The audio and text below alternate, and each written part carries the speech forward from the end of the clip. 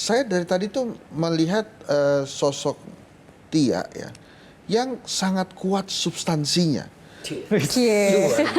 Sementara saya banyak mendengar di masyarakat bahwa Gen Z itu sebetulnya lebih suka gimmick dan substansi gitu.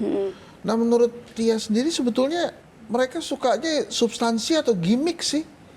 Menurut aku, kalau aku ngeliat di sosmed ya ada segmen yang peduli dengan gimmick juga, ada segmen yang peduli dengan substansi. Dan ya nggak salah sih, itu pilihan orang gitu, nggak apa ya.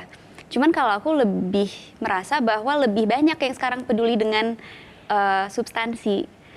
Dan itu banyak mulai dengan Gen Z juga gitu. Apalagi misalnya belakangan ini kan ada isu Palestina tuh udah mulai rame dan banyak yang sharing-sharing tentang apa sih yang sedang terjadi di sana. Terus gerakan-gerakan yaitu dari anak-anak muda gitu. Waktu sebagai mahasiswa ya, itu lebih cenderung ke anak depan atau anak belakang? Yang duduknya di belakang atau duduk di anak depan itu? Tergantung sih masuk kelasnya jam berapa. Gitu. Oh gitu.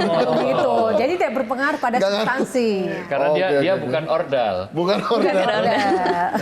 Dan dia bukan gennya Bang Hensat juga. Iya. Datang belakangan supaya di belakang duduknya kan? Bisa juga.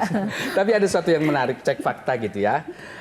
Anies Baswedan dalam pidatonya kemarin bahwa hukum itu ditekuk gitu ya. Baru kedua Ibu katakan tadi bahwa hukum itu tidak tegap gitu ya.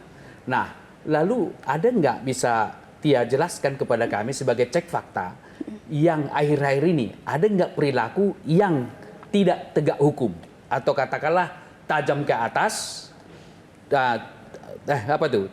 Tumpul ke atas, tajam ke bawah. Sebagai sarjana hukum tentu tidak lepas dari pengamatan kan. Ada nggak realitas itu di Indonesia terjadi? Yang paling meresahkan. Yang meresahkan. Ya maksudnya nggak cuma satu kejadian ya. Bisa dua contoh, kasih contoh saja lah. Jadi makin banyak. Ya makin banyak nih. Jadi ada keputusan-keputusan yang apa ya menunjukkan bahwa hukum itu diatur kekuasaan. Harusnya kekuasaan itu diatur oleh hukum. Contoh. Contohnya, mungkin teman-teman tahu sendiri. Kan cek fakta ini.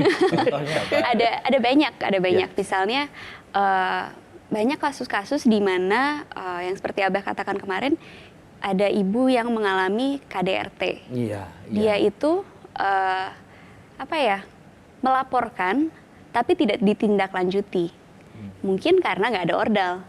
Dan sekarang kan kemarin Abah mempromosikan hotline Paris ya. Iya.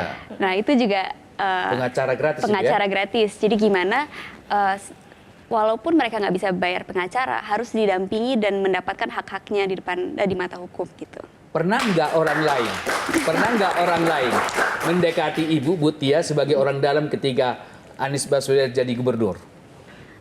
Paling ini sih kayak waktu itu ada teman-teman yang mau ngadain acara di balai kota gitu.